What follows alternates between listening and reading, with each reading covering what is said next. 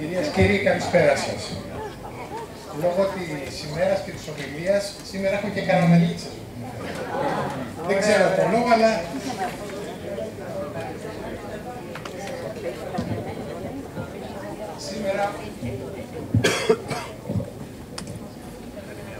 Σήμερα είναι η τελευταία μέρα της 15ης χρονιάς του Ανοιχτού Ελεύθερου Πανεπιστημίου του Περιστερίου.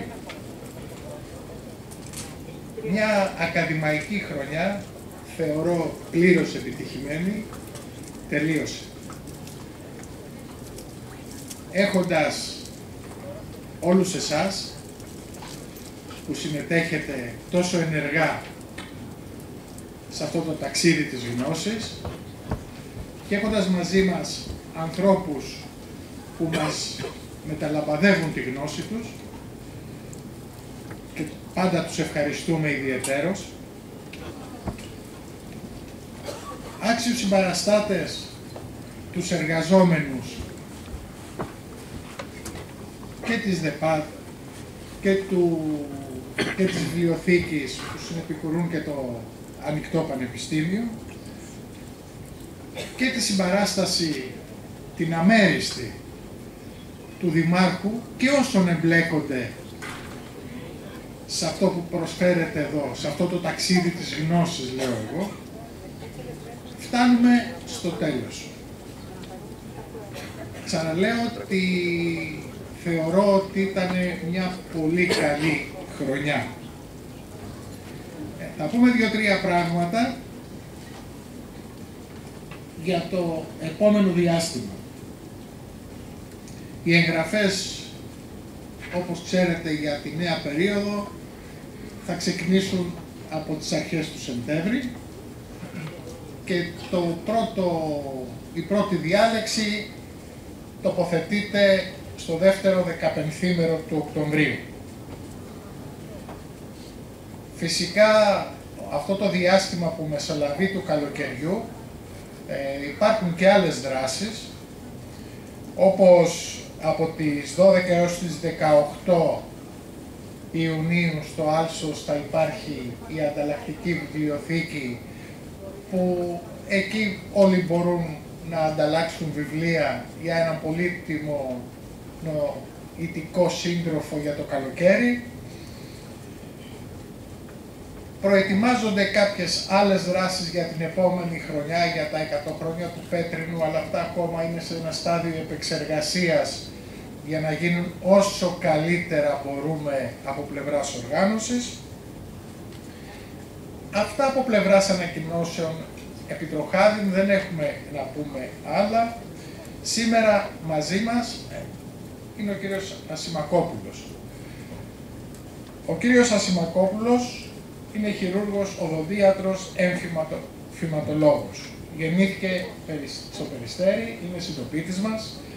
Τα πρώτα του γράμματα τα έμαθε εδώ, στο ιστορικό Πέτρινο, το δεύτερο δημοτικό Περιστερίου, εκεί που στεγάζεται η δημοτική βιβλιοθήκη.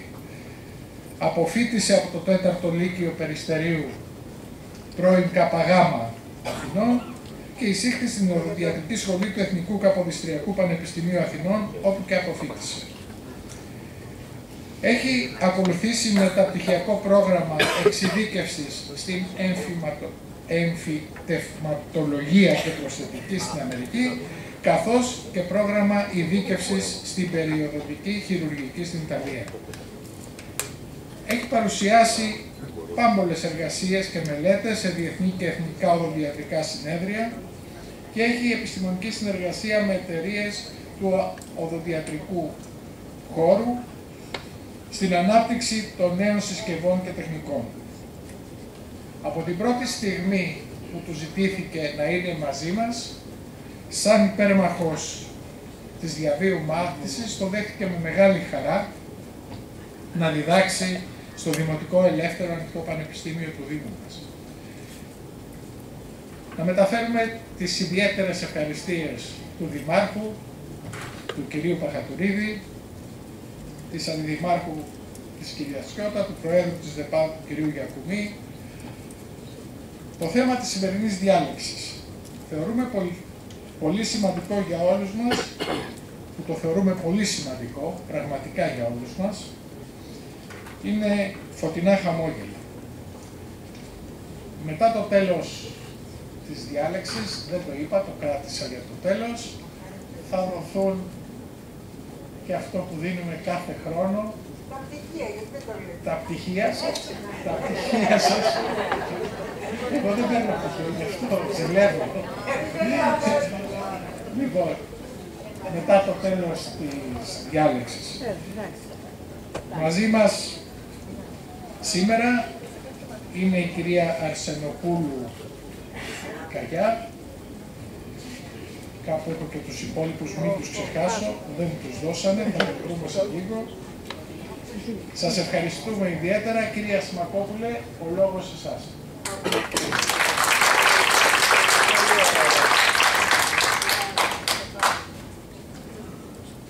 Καλησπέρα σας, σας ευχαριστώ πολύ για την παρουσία σας σήμερα εδώ. Θα ήθελα, ξεκινώντας την παρουσίασή μου σήμερα εδώ στο Δημοτικό Ελεύθερο Ανοιχτό Πανεπιστήμιο της πόλης μας, να ευχαριστήσω τη Συντονιστική Επιτροπή που με κάλεσε και ιδιαίτερα τη διευθύντριά μου, κυρία Λιλή Καρκούλια, η οποία από ό,τι βλέπω δεν κατάφερε να έρθει, ίσως έρθει αργότερα. Με την ευκαιρία αυτής της παρουσίασης θέλω να αποδώσω τη τιμή που πρέπει στο ιστορικό Πέτρινο δεύτερο Δημοτικό Σχολείο του Περιστερίου, στους χώρους του οποίου έμαθα τα πρώτα μου γράμματα, και αυτό οφείλεται και στους άξιους δασκάλους που βρήκα στη διαδρομή μου. Μέσα σε αυτό το κτίριο και εγώ και οι αδερφές μου και πλήθος άλλων παιδιών της περιοχής μας μάθαμε τα πρώτα μας γράμματα, αλλά το πιο σπουδαίο, θεμελιώσαμε γερά τις αξίες που μας συνοδεύουν σε όλη μας τη ζωή. Νιώθω υπερηφάνεια που υπήρξα μαθητής αυτού του σχολείου και για τον λόγο αυτό αποδίδω την τιμή που του πρέπει, παραθέτοντας σήμερα εδώ κάποιες συμβουλές και κάποιες οδηγίες μέσα από την επιστήμη που διάλεξα και υπηρετώ ως οδοντίατρος. Το θέμα της σημερινής διάλεξης είναι φωτεινά χαμόγελα. Φωτεινά χαμόγελα πρέπει να έχετε όλοι σας σήμερα, μια και θα πάρετε και τα πτυχία σας και είναι και η τελευταία διάλεξη, έρχεται καλοκαιράκι, θα μπορείτε να κάνετε και άλλα πράγματα. Βρισκόμαστε λοιπόν στο Δημοτικό Ελεύθερο Ανοιχτό Πανεπιστήμιο του Δήμου Περιστερίου. Να συγχαρώ το Δήμο Περιστερίου για το θεσμό αυτό. Άκουγα χρόνια από φίλους και γνωστούς πολλά καλά λόγια. Δεν είχα άλλη φορά παρακολουθήσει. Η αδερφή μου που είναι αρχαιολόγος είχε κάνει παλιότερα μια παρουσίαση και την είχα παρακολουθήσει, αλλά κάτι άλλο δεν είχα εμπειρία προσωπική. Αλλά αντιλαμβάνομαι ότι είναι ένας θεσμός που αξίζει να τον στηρίξουμε και να έχει διάρκεια σε βάθος χρόνου. Ξέρω ότι αν δεν ήταν η τελετή απονομής των βεβαιώσεων παρακολούθηση σήμερα, οι μισοί δεν θα ήσασταν εδώ γιατί φοβάστε τον οδοντίατρο. Ελπίζω μέχρι το τέλος της διάλεξης αυτής να κάποιοι από εσάς τέλος πάντων να αλλάξουν γνώμη και να συμπαθήσετε τους οδοντίατρους. Να ξεκινήσω με μία σύντομη αναφορά στο ιστορικό Πέτρινο Δημοτικό Σχολείο, το δεύτερο, το οποίο σήμερα είναι η Δημοτική Βιβλιοθήκη του Δήμου Περιστερίου. Ένα αιχαλές κτίριο, το οποίο συνεχίζει και υπηρετεί το Δήμο μας, από ένα εξίσου σημαντικό πόστο, ο ρόλος του τέλος πάντων είναι σίγουρα διαχρονικός και αξίζει να το επισκεφτείτε. Εσείς σίγουρα το έχετε επισκεφτεί, αλλά αξίζει όλοι μας να το επισκεφτούμε και να σπουδάσουμε, να διαβάσουμε αυτά όλα τα συγγράμματα που έχουν μαζευτεί τέλος πάντων στη βιβλιοθήκη. Το λέω αυτό με μεγάλη συγκίνηση, γιατί εγώ ως παιδί, από πολύ μικρή ηλικία, από το δημοτικό ακόμα, ερχόμουν και διάβαζα στη βιβλιοθήκη όταν ήταν εδώ πέρα στο Δημαρχείο. Θυμάμαι χαρακτηριστικά τις μπλε κουρτίνες που είχε για τον ήλιο Και θυμάμαι ότι ήταν η μοναδική διέξοδος να μπορέσω να συγκεντρωθώ, γιατί μελετούσα από μικρός, με ηρεμία και με αυτοσυγκέντρωση. Λίγα λόγια λοιπόν για το κτίριο αυτό, σαν κτίριο και σαν θεσμό.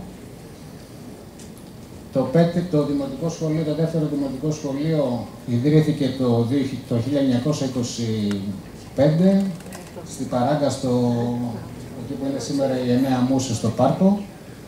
Αλλά το κτίριο το πέτρινο ξεκίνησε να χτίζεται το 1949 και λειτουργήσε πρώτη φορά το σχολικό το 1950 με 51. Μέχρι και το 2006, το σχολικό έτος του 2006, λειτουργήσε ως δεύτερο δημοτικό σχολείο, οπότε και μεταφέρθηκε στα καινούργια κτίρια που χτίστηκαν, εκεί που ήταν πρώτα η αυλή. Εδώ βλέπετε μια φωτογραφία από το 1956, από το αρχείο του κυρίου Λιόπουλου. Βλέπετε τα παιδιά, πολλά παιδιά μαζεμένα, έξω από το πέτρινο σχολείο.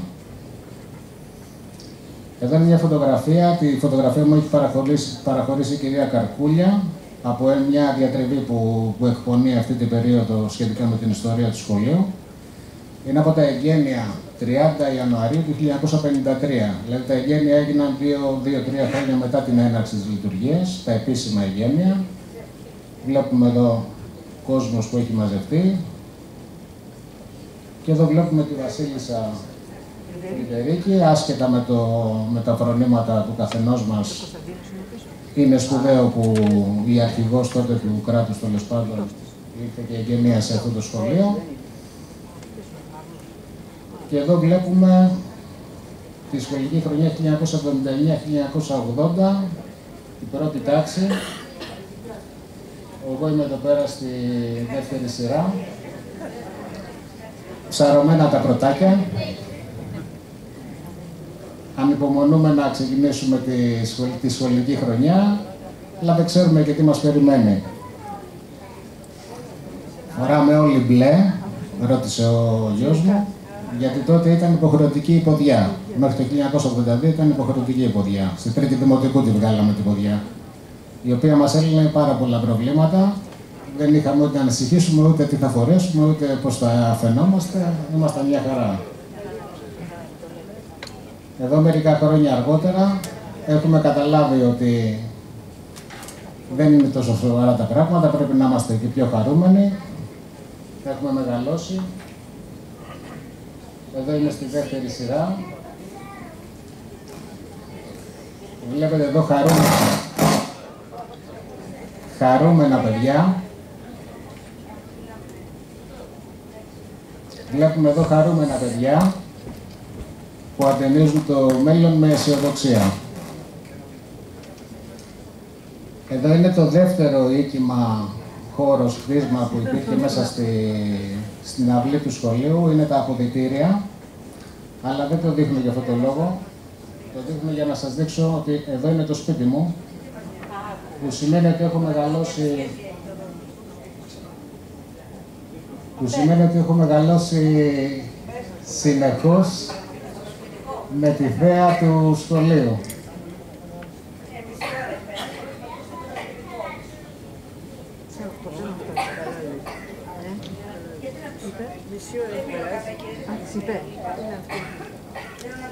Δεν θα διακόψω λοιπόν.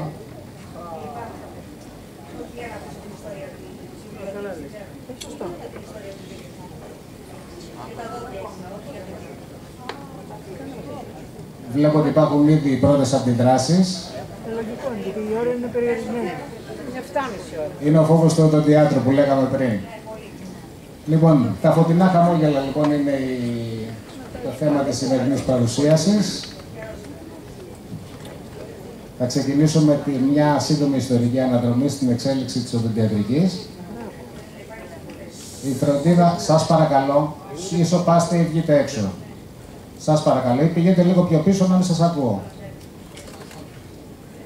Η φροντίδα λοιπόν των δοντιών στην αρχαιότητα περιλάμβανε συντηρητικές αποκαταστάσεις, είτε με τεμάχια ριζών, είτε με φλοιό από φυτά με καυστικές ιδιότητες, και για τις ανώτερες, πιο πλούσιες οικονομικά τάξεις, αποκαταστάσεις των βλαβών με ταρταρούγα, που είναι το κάφκαλο της χελώνας, όπου τις διαμορφώναν με τέτοιο σχήμα ώστε να ταιριάζουν μέσα στις οδοντικές βλάβες, σαν τα σημερινά σφραγίσματα περίπου.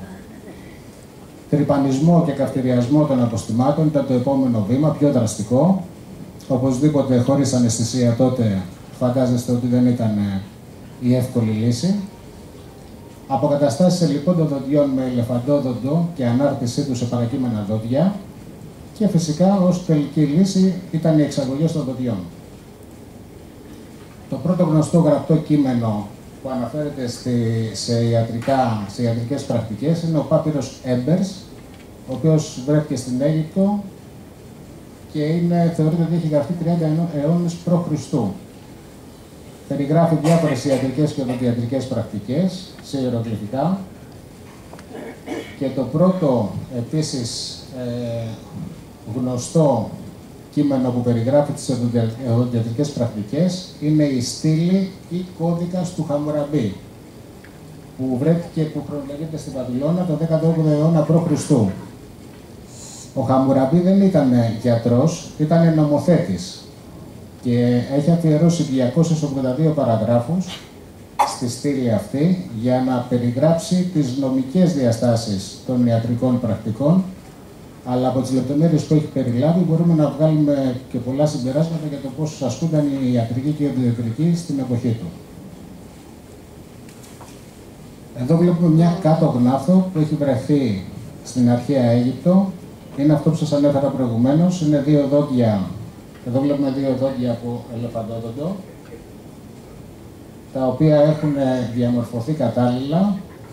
Δηλαδή τους έχουν δώσει το σχήμα των δοντιών. Βλέπετε ότι έχουν πετύχει και το χρώμα πάρα πολύ καλά. Και έχει αναρτηθεί στα διπλανά δόντια με σύρμα από χρυσό, το οποίο έχει χρήση στην οδοντιατρική πάρα πολλούς αιώνες. Εδώ βλέπουμε ένα κρανίο από τα φύλλα της Ετρουσικής περίοδου. Έχει γίνει εδώ πέρα αναρθικοποίηση των δοντιών. Βλέπετε ότι έχουν αποκαλυφθεί οι ρίζες και κουνιόνται τα δόντια. Προφανώς δεν μπορούμε με σιγουριά να πούμε, αλλά μάλλον είναι γυναικείο το κρανίο από ό,τι λένε οι ανθρωπολόγοι. Και έχει γίνει αναρθικοποίηση των δοντιών. Είναι μια τεχνική η οποία χρησιμοποιείται και σήμερα με άλλα πιο αισθητικά υλικά. Ακόμα και σήμερα δηλαδή το κάνουμε.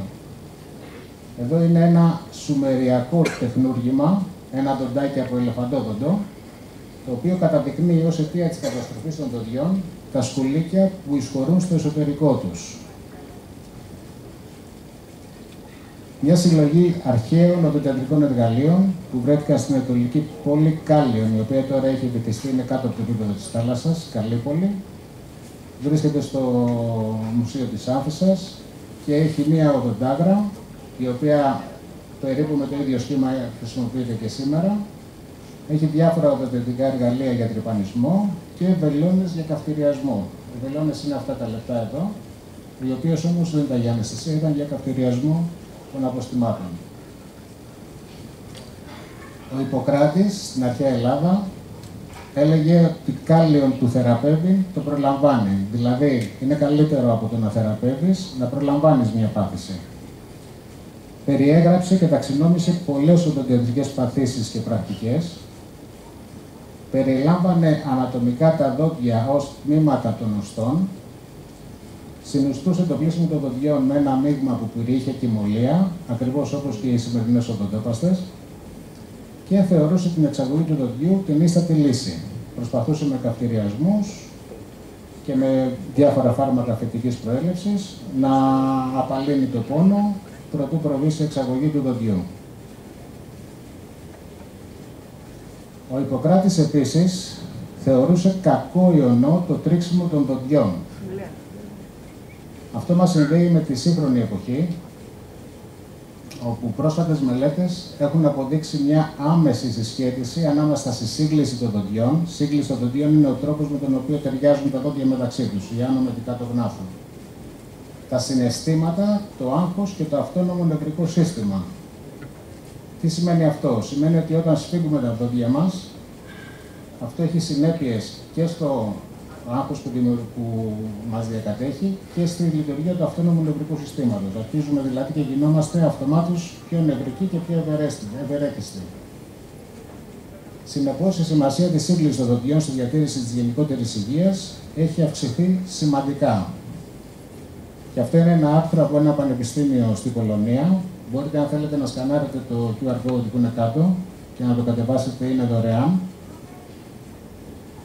Το οποίο καταδεικνύει την επίδραση της συναισθηματικής κατάστασης στους μασιτήριους μύες. Που σημαίνει δηλαδή ότι όταν υπερλειτουργούν οι μασιτήριοι μύες, χωρίς να μπορούμε να το ελέγξουμε, αμέσως μπαίνουμε σε μια συναισθηματική κατάσταση τέτοια που νιώθουμε άγχος και εγρήγορση. Δράτω με τις ευκαιρίες να σας πω, μπορείτε να σκανάρετε και αυτό εδώ το QR code, αντί να ψάχνετε στο Google, να γκουγκλάρετε που λέμε, για πληροφορίες γενικής φύσεως, υπάρχει αυτό το site, είναι το pubmed.ncbi, είναι το επίσημο site του Παγκόσμιου Οργανισμού Υγείας. Έχει μέσα πάρα πολλά άρθρα, όλα τα άρθρα τα ιατρικά που δημοσιεύονται. Πολλά από αυτά είναι δωρεάν και είναι κατανοητά και ευανάγνωστα. Μπορείτε λοιπόν, εάν έχετε κάποιο ερώτημα, κάποια απορία, οτιδήποτε θέλετε να διευκρινίσετε, να πληκτρολογήσετε να μπείτε στο site αυτό και να βρείτε πληροφορίες πολύ πιο έγκυρες από το Google. Πάμε λοιπόν στα δικά μας. Στοματική υγεία. Στοματική υγεία σημαίνει υγεία του στόματος. Ένα υγιές στόμα μας επιτρέπει να μιλάμε, να χαμογελάμε, να μασάμε, να καταπίνουμε, αλλά και να μεταφέρουμε τα συναισθήματά μας με αυτοπεποίθηση, χωρίς να βιώνουμε πόνο, δυσφορία ή νοσηρότητα. Στοματική υγεία είναι πολύ περισσότερα από ένα χαμόγελο. Σημαίνει να έχουμε υγεία σε όλα τα παρακάτω. Στα δόντια, τα ούλα, τα χείλη, τη γλώσσα, σε λογόνους αδένες, μύες της μάσησης, σκληρή και μαλακή υπερόα, ο ουρανίσκος δηλαδή, την άμμο και κάτω γνάθο και την κροταφογναθική διάρθρωση. Οι ενδείξεις παθογένειας στο στόμα μας, αυτά που πρέπει να μας ανησυχούν. Τι πρέπει αν δούμε, να ανησυχήσουμε. Είναι τα ειδήματα, τα πριξίματα δηλαδή, παχύνσεις, εξογκώματα, ανομαλίες, τραχιά σημεία, κρούστες ή μεμβράνες, διαβρωμένες περιοχές στα ούλα, στα χείλη ή στα μάγουλα. Με λίγα λόγια, οποιαδήποτε αλλαγή παρατηρήσουμε στα μαλακά, αυτά αφορούν κυρίως τα μαλακά μόρια, τα ούλα δηλαδή και τα μάγουλα.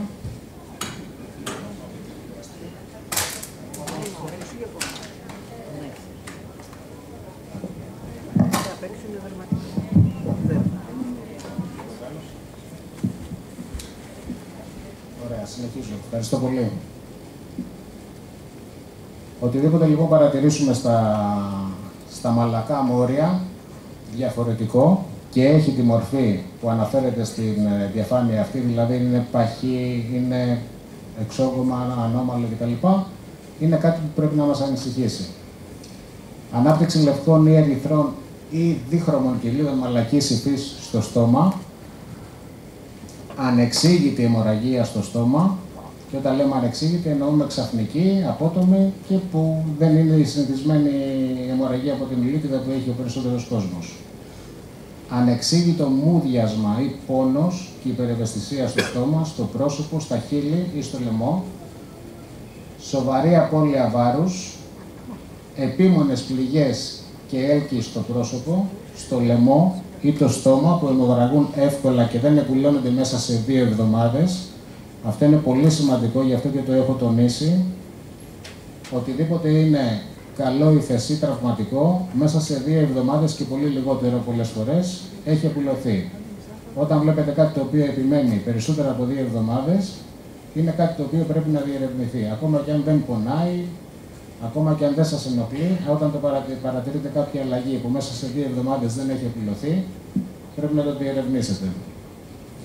Πόνο, ευαισθησία ή αίσθηση ότι κάτι υπάρχει στο πίσω μέρος του λαιμού, δυσκολία στη μάσηση, στην κατάποση, την ομιλία ή την κίνηση της γνάφου και της γλώσσας, βραχνή φωνή, χρόνιο πόνο στο λαιμό ή αλλαγή στη χρειά της φωνής, πόνο στο αυτί, και δεν εννοώ πόνο στο αυτί που είναι πεδίο του οторινολαριγκολόγου, αλλά συνήθως ο πόνος στο αυτί είναι πολύ συχνά και πόνος στην άρθρωση, την πρωτογναθική άρθρωση από υπερλειτουργία.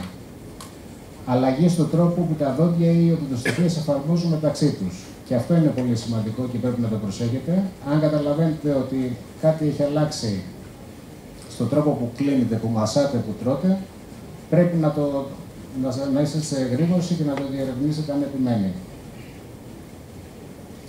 Το στόμα συμμετέχει στην ομιλία και στην εκφορά των φθόγκων.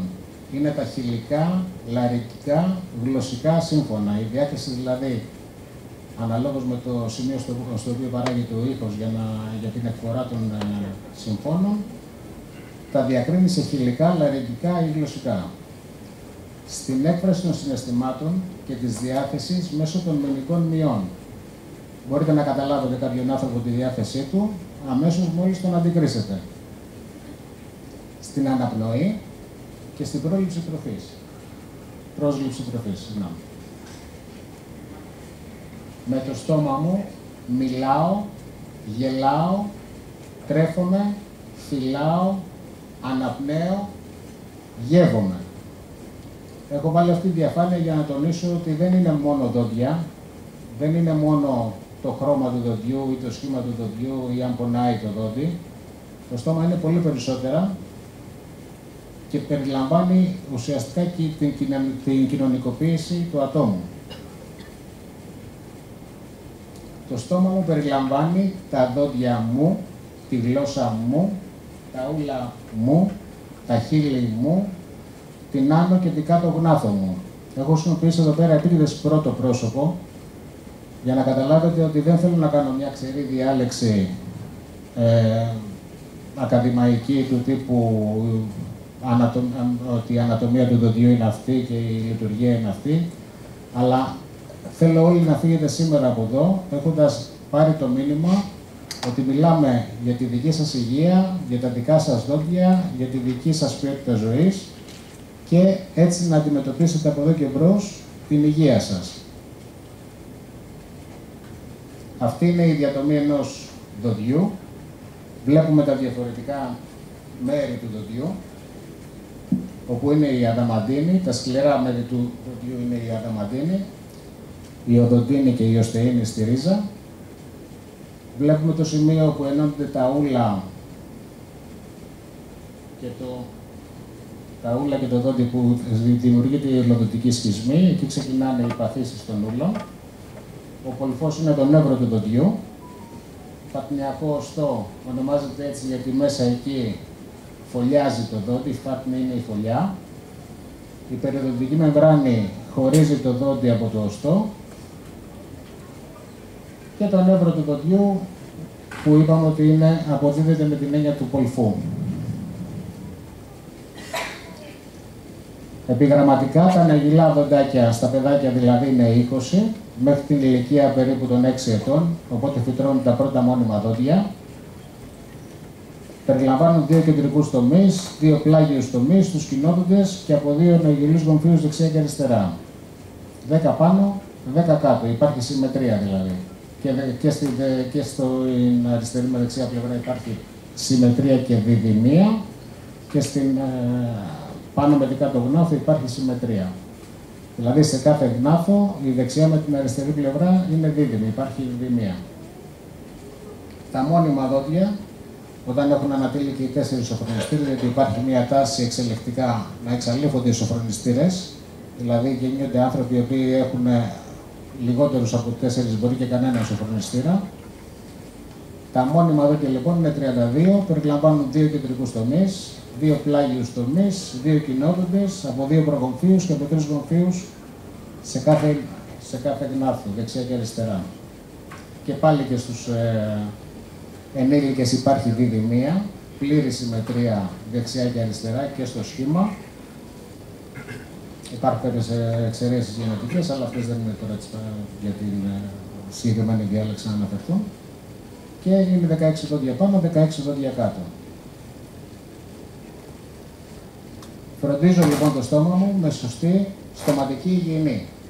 Χρησιμοποιώ πάντα μαλακή οδοντογουρτσά, χρησιμοποιώ οδοντικό νήμα, οδοντόπαστα, στοματικό διάλειμμα και μεσοδόντια βουρτσάκια. Μαλακή οδοντόγουρτσα, οπωσδήποτε, μην ξεγελιάστε τα εμπορικά σκευάσματα, τις διαφημίσεις που λένε τρίβει καλύτερα, είναι σκληρή κτλ. Πάντα θέλουμε μαλακή οδοντόγουρτσα και ας βάλουμε λίγο δύναμη παραπάνω κατά τη ψύχτρηση, έτσι ώστε να είναι πιο αποτελεσματική, χωρίς όμως να τραυματίζει τα ούλα. Το οδοντικό νήμα είναι απαραίτητο, η βούρτσα δεν φτάνει ανάμεσα στα δόντια, ούτε χαμηλά στα ούλα. Η οδοντόπαστα είναι χρήσιμη όταν περιέχει φθόριο, οπότε έχει και φαρμακευτική δράση. Το στοματικό διάλειμμα είναι σε κάποιες περιπτώσεις απαραίτητο, σε κάποιες άλλες απλά βοηθάει. Τα στοματικά διαλύματα κατά κανόνα περιέχουν χλωρεξιδίνη, είναι μια βακτηριοστατική ουσία, η οποία βοηθάει πάρα πολύ στη μείωση του αριθμού των μικροβίων. Και τα μεσοδόντια βουρτσάκια, για κάποιους απαραίτητα, ειδικά σε όσους φέρουν προσθετικές εργασίες ή μεγαλώνοντας όσους έχουν κάνει κενά στα δόντια, τα μεσοδόντια βουρτσάκια επίσης είναι αναντικατάστατα σε όσους έχουν κενά ανάμεσα στα δόντια, γιατί εκεί δεν μπορεί να δουλέψει σωστά το νήμα, το οδοντικό νήμα. Προλαμβάνουμε λοιπόν έτσι την εμφάνιση τεριδόνας, ουλίτιδας και οδοντικής διάβρωσης. Η τεριδόνα είναι πάθηση που εμφανίζεται στα δόντια. Δημιουργείται από την αλληλεπίδραση μικροβίων και ζάχαρης, με αποτέλεσμα τα μικρόβια να παράγουν οξέα που καταστρέφουν τα δόντια. Ο χρόνος και η διάρκεια της αλληλεπίδρασης των δύο παραπάνω παραγόντων είναι ένα σημαντικό στοιχείο για την εμφάνιση και την εξέλιξη της τεριδόνας. Αυτό είναι και το πιο σημαντικό που πρέπει να κρατήσετε από αυτή τη διαφάνεια, ότι ο χρόνος και η διάρκεια της αλληλεπίδρασης είναι που έχει σημασία. Δεν σημαίνει λοιπόν ότι αν φάμε ένα γλυκό, το επόμενο λεπτό θα έχουμε τεριδόνα, ούτε αν ένα βράδυ δεν βουρτσίσουμε τα δόντια μας, γιατί για κάποιο λόγο δεν τα καταφέραμε, την άλλη μέρα το πρωί θα ξυπνήσουμε με μαύρα δόντια. Είναι και καλό και κακό ότι ο χρόνος και η διάρκεια της αλληλεπίδρασης έχει σημασία. Είναι καλό γιατί όντως μπορούμε να φάμε το γλυκό και να βουρτσίσουμε μετά από λίγη ώρα. Είναι κακό γιατί αν δεν βουρτσίσουμε το ίδιο βράδυ και βουρτσίσουμε την άλλη μέρα το πρωί, αυτή η μικρή βλάβη που δημιουργείται δρά αθροιστικά. Δηλαδή ξεκινάει σιγά σιγά και δουλεύει μία βλάβη πάνω στην οποία θα πατήσει την επόμενη φορά που πάλι δεν θα έχουμε καθαρίσει καλά και σιγά σιγά εξελίσσεται. Γι' αυτό και δεν είναι γρήγορες οι βλάβες αυτές στα δόντια. Τα βλέπουμε και εξελίσσονται σε ένα χρονικό διάστημα κάποιων μηνών ή και ετών μερικές φορές. Επιγραμματικά, κάποια στοιχεία για την τεριδόνα. Η τεριδόνα έχει 7 στάδια. Τα πρώτα 2 στάδια είναι πλήρως αναστρέψιμα. Είναι τεριδόνα αδαμαντίνης, που βλέπετε εδώ στην πρώτη διαφάνεια. Έχει ίσα εισχωρήσεις στην αδαμαντίνη, στα αδαμαντινοσωληνάρια όπως λέγονται, και έχει διαπεράσει το πρώτο στρώμα. Για τα πρώτα 2 στάδια είναι πλήρως αναστρέψιμη βλάβη, δηλαδή αν βουρτσίσουμε και χρησιμοποιήσουμε τα διαλύματα και το φθόριο, αυτή η βλάβη επαναμεταλλικοποιείται, ξανασκληραίνει δηλαδή το δόντι εκεί. Τα επόμενα 4 στάδια είναι τεριδόνα οδοντίνης. Το 7ο στάδιο είναι η πλήρης κατάρρευση του δοντιού, που είναι στη τρίτη διαφάνεια, όπου πλέον μολύνεται ο κολφός και εκεί ξεκινάει ο πόνος, ξεκινάνε τα προβλήματα. Η ουλίτιδα είναι η φλεγμονή των ούλων. Το λέει και η λέξη η ίδια.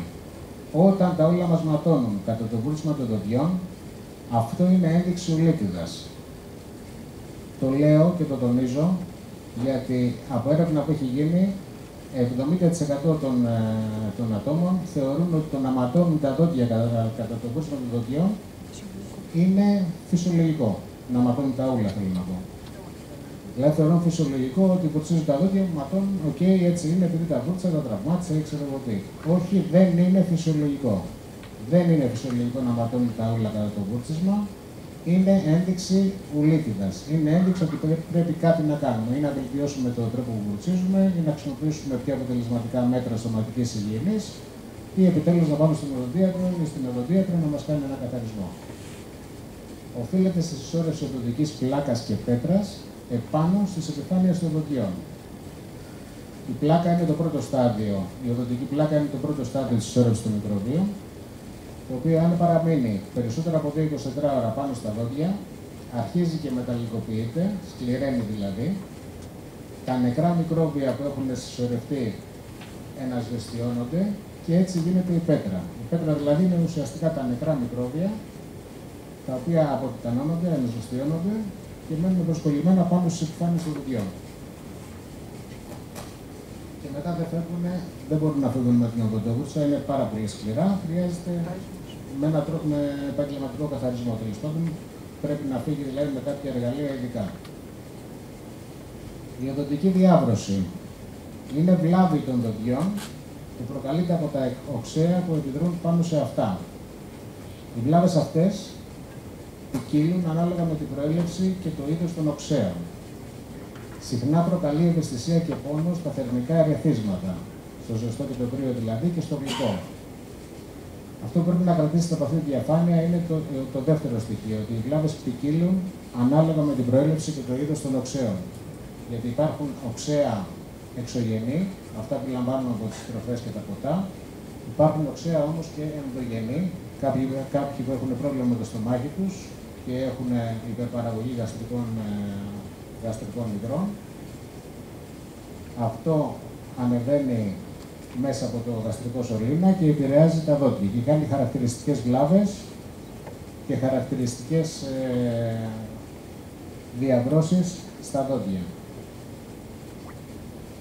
Το κάπνισμα.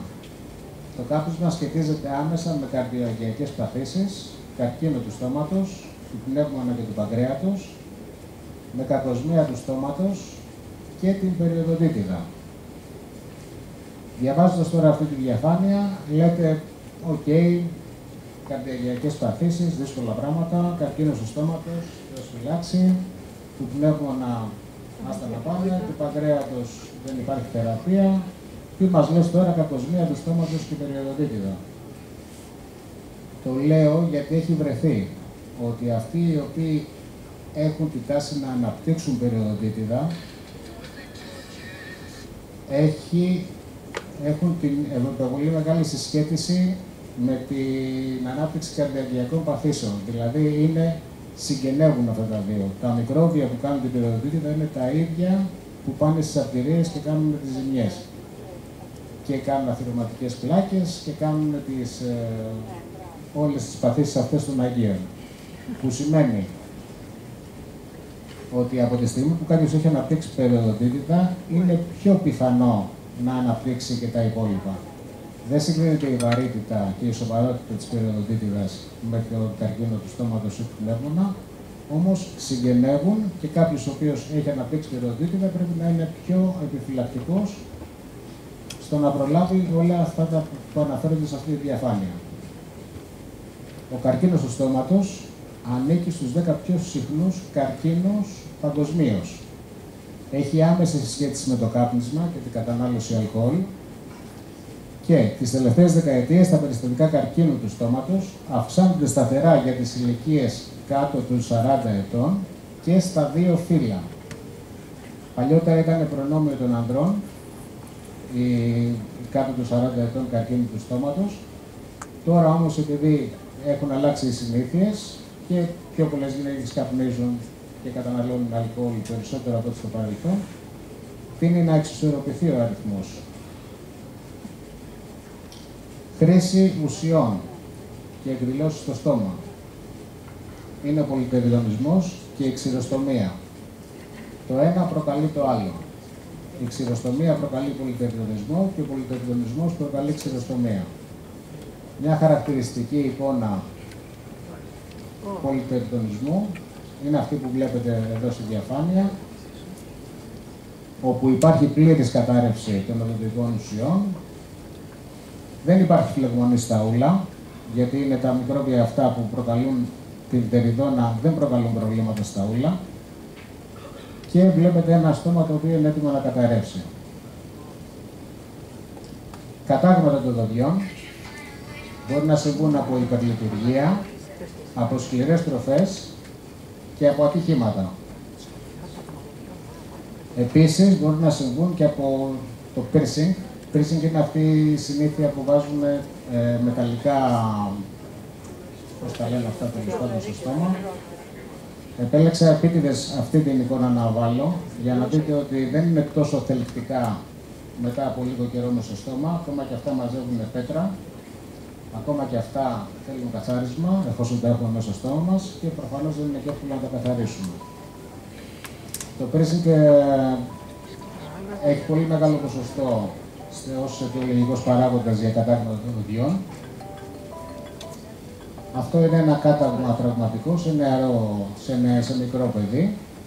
Το ένα στην αριστερή πλευρά είναι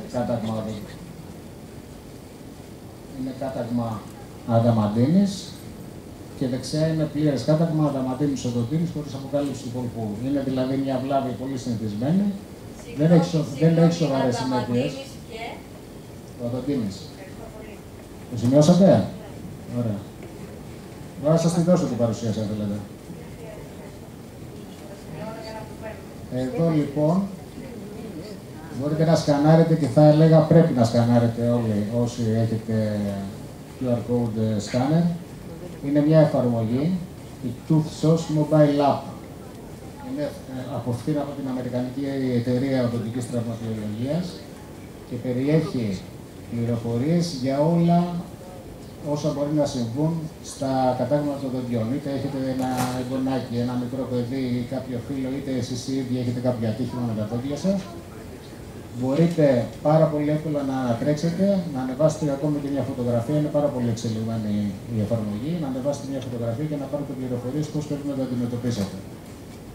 Έχει πολλές διαφορετικές περιπτώσεις. Παλιά λέγαμε, άμα σου φύγει το δόντι, βάλτε το μέσα σε γάλα κτλ. Έχει αποδειχθεί ότι δεν βοηθάει. Θα σας βοηθήσει πάρα πολύ αυτή η εφαρμογή να την έχετε πάντα πρόχειρη. Πάμε να δούμε τον ρόλο της διατροφής στην υγεία των δοντιών, σε σχέση και με όσα αναφέραμε προηγουμένως για τις παθήσεις των δοντιών.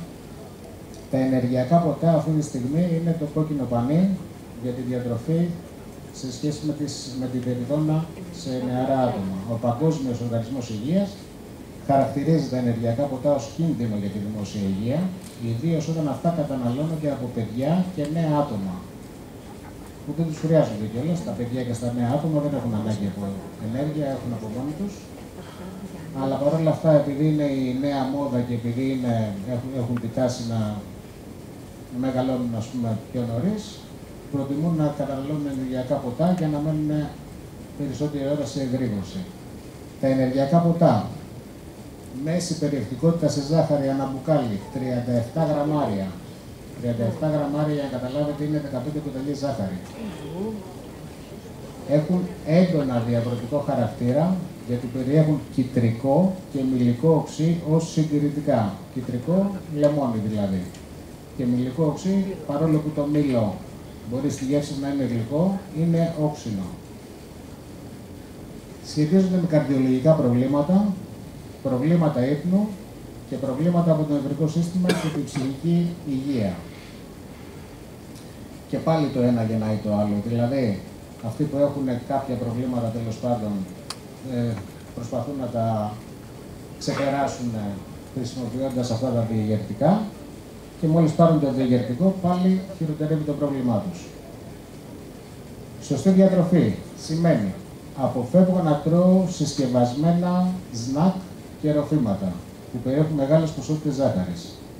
Παραδείγματα, οι κοφρέτες, οι σοκολάτες, τα μπισκότα, κράκερς, παρόλο που είναι αλμυρά, περιέχουν μεγάλη ποσότητα ζάχαρης για να είναι πιο συντηρητικό.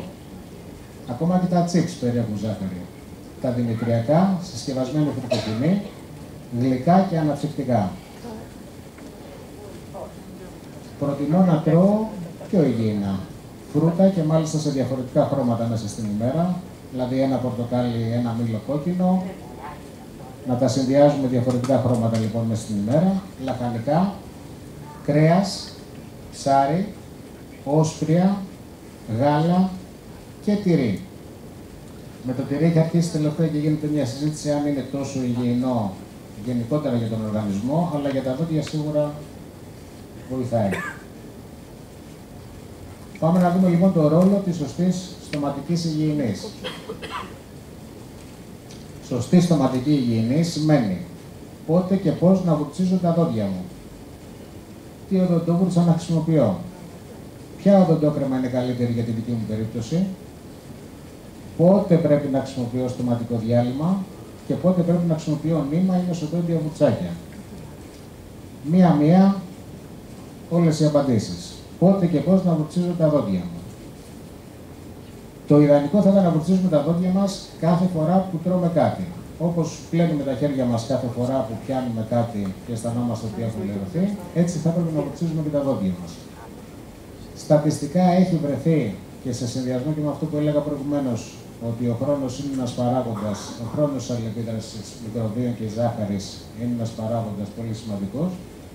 Έχει βρεθεί λοιπόν στατιστικά ότι αν βουρτσίζω 3 φορές την ημέρα, προλαβαίνω τα χρονικά διαστήματα δημιουργίας των συνθηκών ανάπτυξης τεριδόνας και έτσι είναι επαρκές. Προσωπικά το λέω και το τονίζω ότι είναι να αντιμετωπίζουμε τα δόντια μας όπως αντιμετωπίζουμε τα χέρια μας. Δηλαδή, αν πιάσουμε κάτι και λερωθούν, πρέπει να τα πλύνουμε. Δεν μπορούμε να συνεχίσουμε να είναι βρώμικα. Τι οδοντόβουρτσα να χρησιμοποιώ. Πάντα μαλακιά. Οι καλύτερες οδοντόβουρτσες έχει αποδειχθεί ότι είναι αυτές που έχουν επίπεδη επιφάνεια, όχι αυτές που για εμπορικούς σκοπούς έχουν πιο μακριές και πιο κοντές τρίχες, αυτές που είναι δηλαδή οι φύσαμοι, όπως λέγονται, της οδοντόβουρτσας, πρέπει να είναι επίπεδη. Ποια οδοντόκρεμα είναι καλύτερη για την δική μου περίπτωση. Εδώ είναι κάτι το οποίο αξίζει να ασχοληθείτε. Υπάρχουν κάποιες οδοντόκρεμες που είναι ειδικές για άτομα που έχουν διαβήτη, για άτομα που έχουν κάποιες παθήσεις του θηροειδούς. Παρ' όλα αυτά, ομολογουμένως, ακόμα και μια απλή οδοντόκρεμα λειτουργεί πάρα πολύ καλά όταν τη χρησιμοποιούμε τακτικά. Θα ρωτήσω κάτι σχετικά με την οδοντόκρεμα. Στο τέλος οι ερωτήσεις, στο τέλος, ναι. Θα έχουμε χρόνο για ερωτήσεις. Μου έχουν πει να κρατήσω 3 λεπτά για χρόνο για ερωτήσεις. Όχι, ό,τι θέλετε εσείς. Πότε πρέπει να χρησιμοποιώ στοματικό διάλειμμα. Και αυτό είναι μια ερώτηση που χρήζει διευκρίνηση. Το στοματικό διάλειμμα όταν χρησιμοποιείται χωρίς λόγο, μπορεί να δράσει και αντίστροφα κάποιες φορές. Τι σημαίνει αυτό? Ότι επειδή υπάρχουν και στο στόμα το μικροβίωμα, υπάρχει φυσιολογικό μάλλον μικροβίωμα στο στόμα, το οποίο ανταγωνίζεται, είναι μη παθογόνα βακτήρια, τα οποία ανταγωνίζονται τα παθογόνα βακτήρια και χρειάζονται. Όταν κάνουμε πολύ συστηματική έντονη χρήση στοματικών διαλυμάτων, ο πληθυσμός τους μειώνεται. Και έτσι δεν έχουμε τη φυσική προστασία που μας προσφέρουν αυτά τα μικρόβια. Στις περισσότερες περιπτώσεις όμως, όταν καταλαβαίνουμε ότι υπάρχει κάποια φλεγμονή, τότε θα πρέπει να χρησιμοποιούμε και στοματικό διάλειμμα για ένα διάστημα μέχρι να εξαλειφθεί η φλεγμονή. Σε ένα υγιές στόμα, το να βάζουμε και στοματικό διάλειμμα, για μένα είναι υπερλειτουργία. Πότε πρέπει να χρησιμοποιώ νήμα ή μεσοδόντια βουρτσάκια. Θα έλεγα πάντα. Ειδικά το νήμα είναι απαραίτητο σε μια φυσιολογική οδοντοφυΐα για να καθαρίζουμε ανάμεσα στα δόντια. Τα μεσοδόντια βουρτσάκια σιγά σιγά γίνονται απαραίτητα καθώς περνάνε τα χρόνια και δημιουργούνται κενά στα δόντια στους περισσότερους ανθρώπους ή σε όσους παίρνουν προσθετικές εργασίες όπου λείπουν δόντια με γέφυρες ή με φυτεύματα κτλ. Πρέπει οπωσδήποτε να περνάει το μεσοδόντιο βουρτσάκι για να καθαρίζει. Γιατί ό,τι είναι τεχνητό, τα δόντια έχουν και δυνατότητα αυτοκαθαρισμού, όπως λέγεται. Δηλαδή έχουν τέτοιο σχήμα και η φύση έχει προβλέψει, έχουν τέτοιες ιδιότητες που καθαρίζονται με τη λειτουργία των μειών, της γλώσσας. Είναι μια περίπλοκη διαδικασία, δεν μπορώ να σας την εξηγήσω τώρα. Πάντως έχουν δυνατότητα αυτοκαθαρισμού. Τα προσθετικά δόντια, οτιδήποτε είναι ξένο δηλαδή από τη φύση, δεν έχει αυτή τη δυνατότητα και θα πρέπει να το καθαρίσουμε εμείς. Το καθημερινό βούρισμα των δοντιών λοιπόν είναι αυτό που έχει πολύ μεγάλη σημασία και εδώ βλέπουμε παραστατικά τη τεχνική του σωστού βουρτσίσματος των δοντιών. Στην πρώτη διαφάνεια, πάνω αριστερά, βλέπετε ότι η βούρτσα τοποθετείται με γωνία 45 μοιρών ως προς το δόντι και τα ούλα, ακουμπάει στα ούλα και στο δόντι. Δηλαδή δεν βουρτσίζουμε μόνο τα δόντια, βουρτσίζουμε και τα ούλα. Στόχος μας είναι να καθαρίσουμε την ουλοδοντική σχισμή που είδαμε προηγουμένως στη διαφάνεια στην τομή του δοντιού. Στη δεύτερη εικόνα βλέπουμε ότι στις υπερόιες επιφάνειες, στις μέσα επιφάνειες των προστίων δοντιών, η βούρτσα πρέπει να τοποθετηθεί όρθια για να πιάσει όλη την επιφάνεια των δοντιών. Καθαρίζουμε παντού, και μέσα και έξω, και από τη μέσα πλευρά και από την έξω πλευρά τα δόντια, όχι μόνο από έξω που φαίνεται, αλλά και από μέσα που δεν φαίνεται, σε όλες τις επιφάνειες, και στο τέλος βουρτσίζουμε και τις μαστικές επιφάνειες των δοντιών. Και στη τελευταία κάτω δεξιά δηλαδή βλέπουμε ότι είναι η βούρτσα πάνω στις μαστικές επιφάνειες. Κάτι που δεν υπάρχει εδώ και τελευταία γίνεται πολλής λόγος είναι ότι πρέπει να βουρτσίζουμε και τη γλώσσα. Δηλαδή 2-3 περάσματα να κάνουμε και στη γλώσσα για να μειώνεται ο αριθμός των μικροβίων.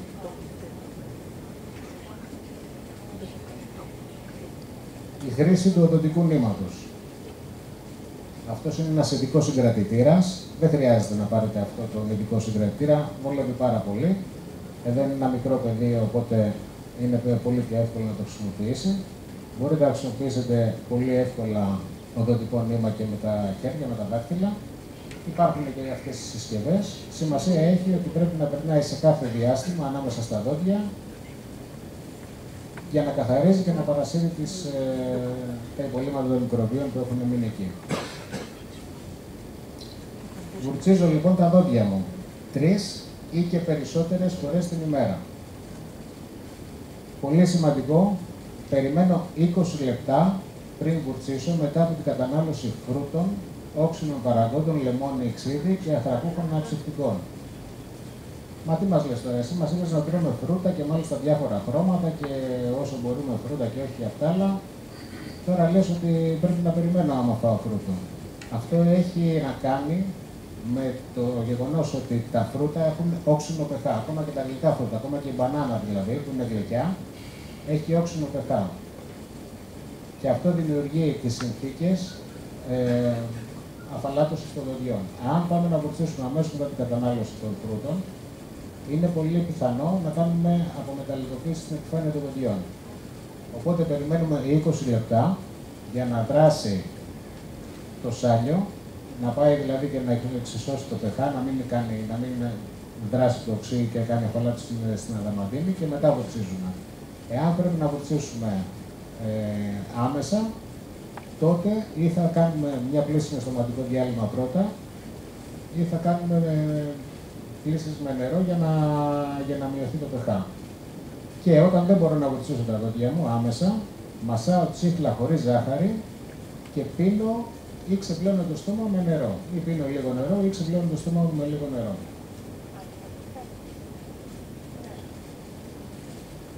Προλαμβάνει ή θεραπεύει, έλεγε ο Ιπποκράτης, ότι η πρόληψη είναι καλύτερο από το να θεραπεύεις μια πάθηση.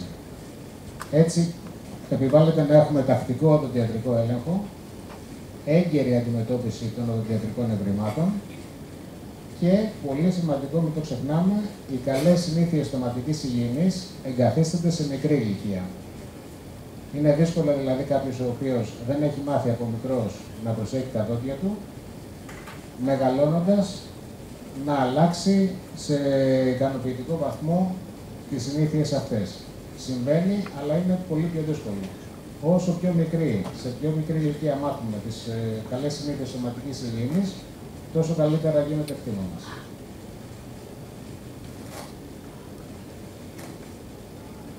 Ο οδοντιατρικός έλεγχος λοιπόν συνίσταται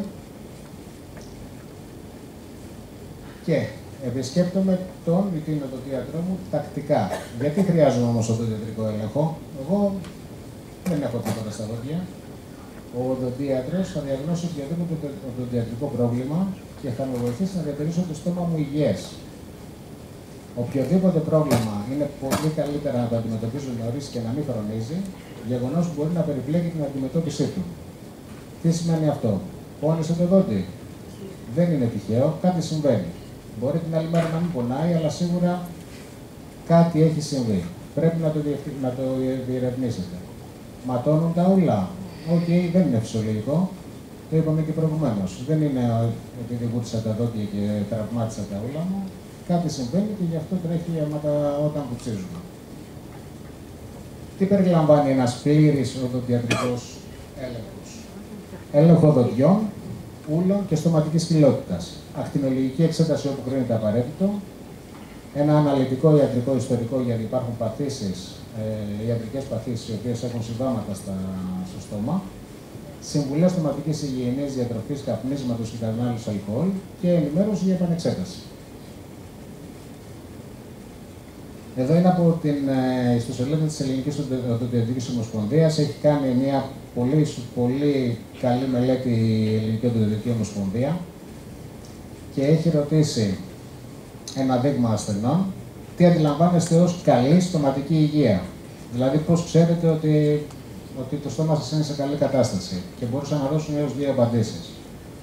Με 62,5 έχουν απαντήσει δεν πονάω. 52,2 μασάω σωστά, 28,3 έχω όμορφο χαμόγελο, 19,2 μιλάω σωστά και ένα 2,2 δεν γνωρίζω, δεν απαντώ.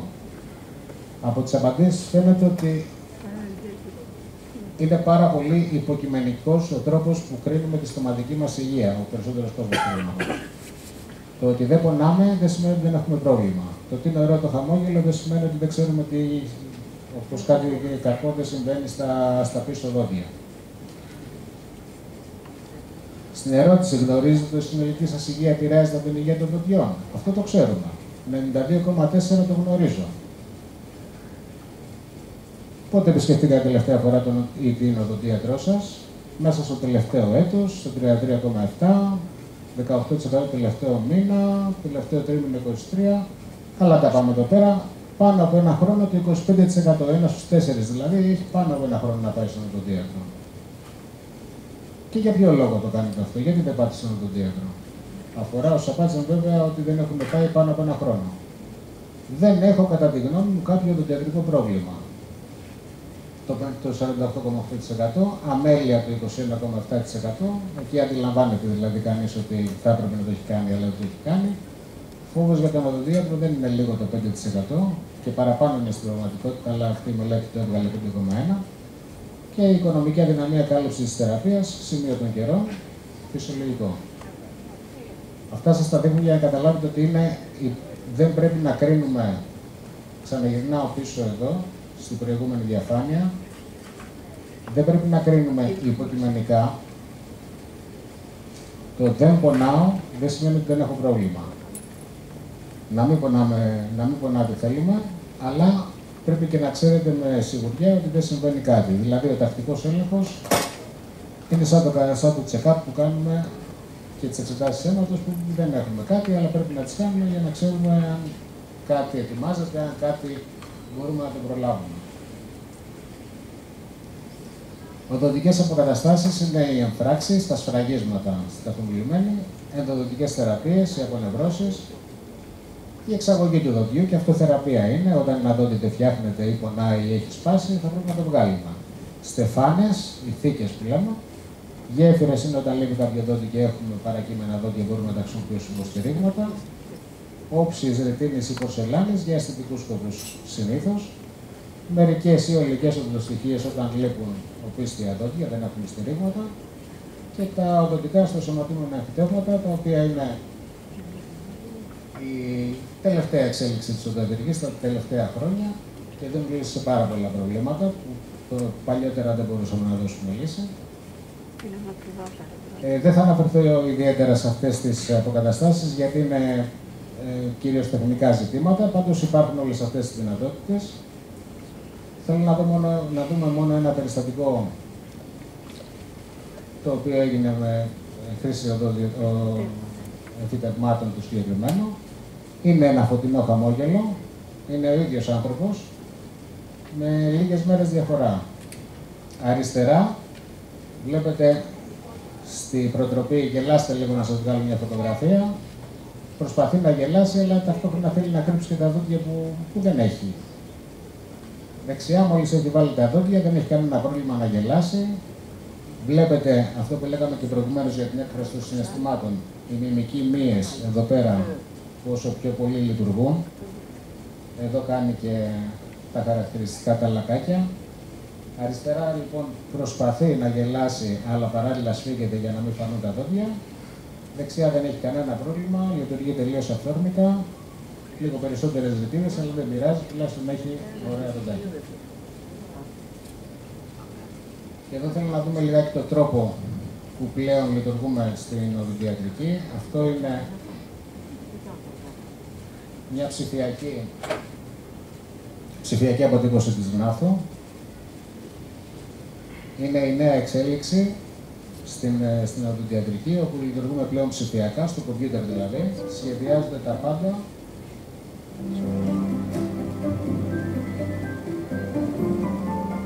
Σχεδιάζονται τα πάντα λοιπόν εκτός ψηφιακά. Μπορούμε να δούμε την άνω γνάθο εδώ, οι καταγραφές, η κάτω γνάθος, πόσοι κλείνουν. Μπορούμε να το μεγαλώσουμε, να το δούμε πιο καλά. Μπορούμε να βγάλουμε την άνω γνάθο, να κάνουμε μετρήσεις.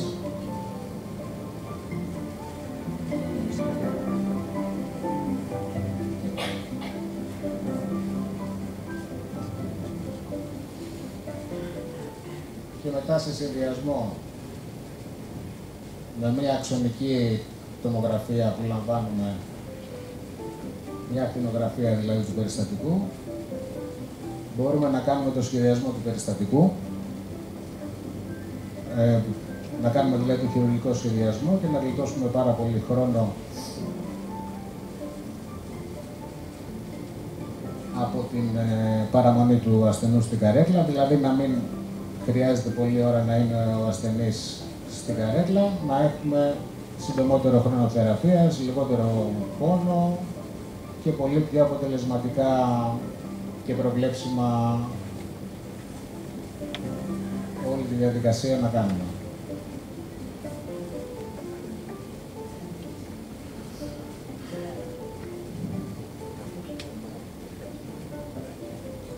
Πάμε λοιπόν για να κλείσουμε έτσι λίγο αγαπημένοι, γιατί από ό,τι βλέπω έχει αρχίσει και ανησυχείτε. Να μιλήσουμε για τα παιδιά, για όσους έχουν μικρά παιδιά, εγγόνια. Να τονίσουμε ότι αυτό που λέγαμε και πριν, οι καλές ή οι κακές συνήθειες στοματικής υγιεινής εγκαθίστανται μέχρι την ηλικία των 9 ετών περίπου. Για να περάσουμε το μήνυμα που θέλουμε στα μικρά παιδιά, πρέπει να χρησιμοποιούμε παραδείγματα και εικόνες που μπορούν να αντιληφθούν. Ούτε το βούρτσε τα δόντια σου, γιατί έτσι το λέω εγώ, μετράει, δεν περνάει, είναι ό,τι χειρότερο μπορούμε να κάνουμε. Ούτε μπορούμε να το πούμε, αν ξέρεις κάτι, θα μαυρίσουν τα δόντια σου, θα κάνουν, θα δείξουν, γιατί αυτά δεν μπορεί να τα καταλάβει το παιδί. Μέχρι την ηλικία των 12 ετών, περίπου, δεν μπορούν να κατανοήσουν την έννοια της σωματικής φθοράς. Επειδή είναι σε πλήρη αύξηση και είναι κατακυριευμένος οργανισμός από ορμόνες και συναισθηματικά και πνευματικά, δεν μπορούν να κατανοήσουν την έννοια της φθοράς. Η πιο αποτελεσματική και διδακτική συμβουλή είναι το δικό μας παράδειγμα. Πολύ σημαντικό και αυτό.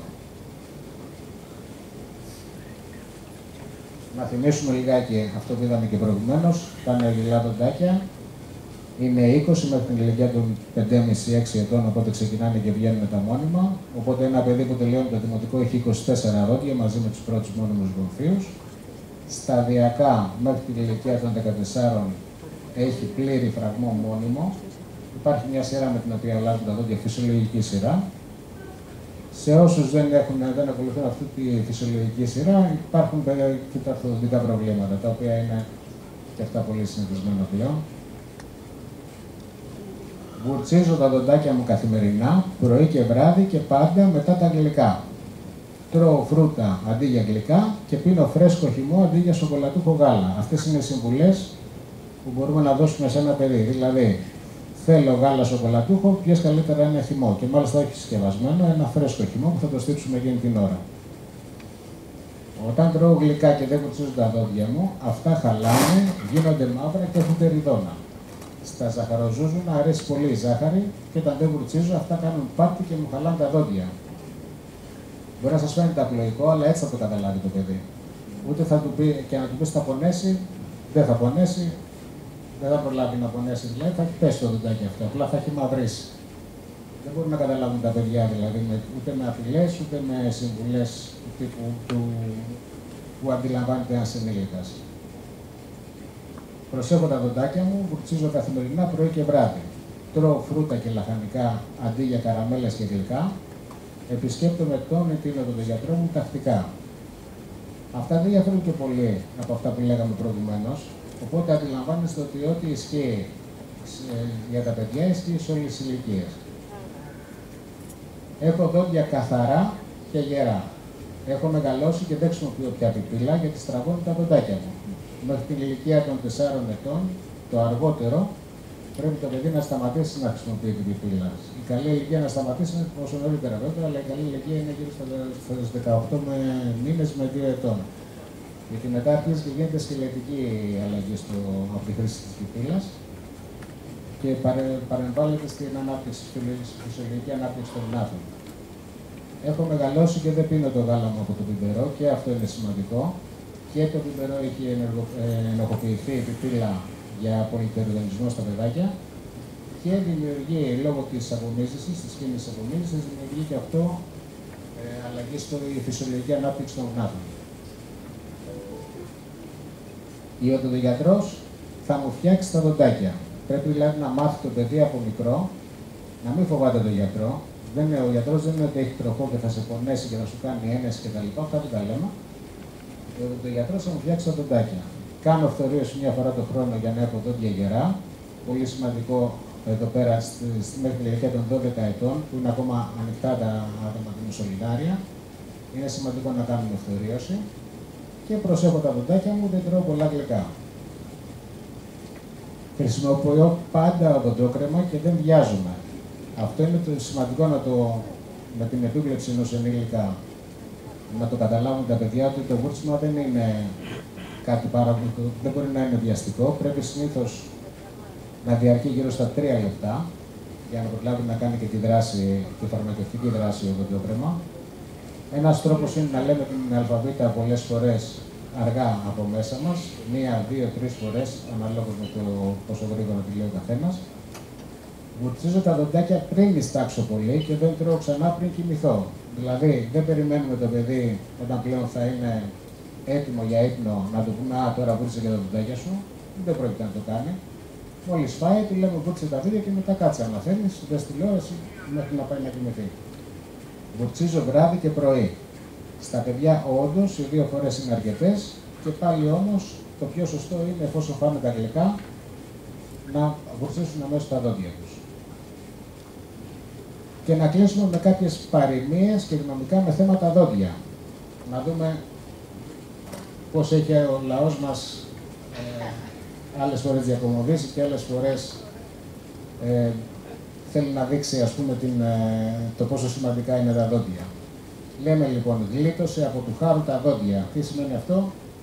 Ότι άμα τα δόντια ήταν και επιθετικό όπλο για τους πρωτόγονους ανθρώπους, οπότε το έχουν αναγάγει, το λέμε δηλαδή χαρακτηριστικά του γλίτωσε από του χάρου τα δόντια, ότι δεν ήταν εύκολο. Αυτός έχει γερό δόντι, ονοήτο, του πονάει το δοντάκι, έτσι, για να περάσει και ένα μήνυμα σου πονάει το δοντάκι, δεν σου πονάει το δοντάκι, να ξέρουμε που πάμε. Του τα είπε έξω από τα δόντια. Τι σημαίνει αυτό? Ότι δεν μπορούσε να κρατηθεί και ξεπέρασε τα όρια, αλλά είναι χαρακτηριστικό. Σφίγγω τα δόντια για να πάρω κουράγιο, για να αντέξω τα καλά και τα κακά. Του τρίξε τα δόντια, τον φοβέρισε δηλαδή. Του λέει, κοίτα να δεις, δεν είναι έτσι όπως τα λες, του τρίξε τα δόντια. Πάλεψε με νύχια και με δόντια, με ό,τι μπορούσε δηλαδή, με ό,τι έχει από τη φύση του άνθρωπου σε επιθετικό εργαλείο, πάλεψε όσο μπορούσε. Του χαρίζανε γάιδαρο και αυτός τον κοίταζε στα δόντια. Αυτό βέβαια, για όποιον δεν το γνωρίζει, φαίνεται λίγο οξύμορο, αλλά είναι χαρακτηριστικό. Ο γάιδαρος φαίνεται η ηλικία του από τα δόντια. Έχει δηλαδή διαφορετική οδοντοφυΐα σε κάθε ηλικία. Οπότε, αν αυτός που ξέρει από γαϊδούρια τέλος πάντων, αν τα κοιτάξει τα δόντια, μπορεί να καταλάβει πόσο είναι η ηλικία του και άρα τι αξία έχει. Και το γνωστό από την Παλαιά Διαθήκη, οφθαλμόν αντί οφθαλμού και οδόντα αντί οδόντος. Το οποίο έχει την έννοια, είναι λίγο παρεξηγημένη έκφραση, έχει την έννοια της εξισορρόπησης στην δικονομία τέλος πάντων, ότι από τη στιγμή που κάποιος αφαίρεσε έναν οφθαλμό θα αφαιρέσεις και εσύ. Και οδόντα αντί οδόντος. Δηλαδή, ο σκοπός της ρήσης αυτή είναι να περιοριστεί η αντεκδίκηση. Αυτά είχα να σας πω. Ξέρω ότι ανυπομονείτε για τα πτυχία σας.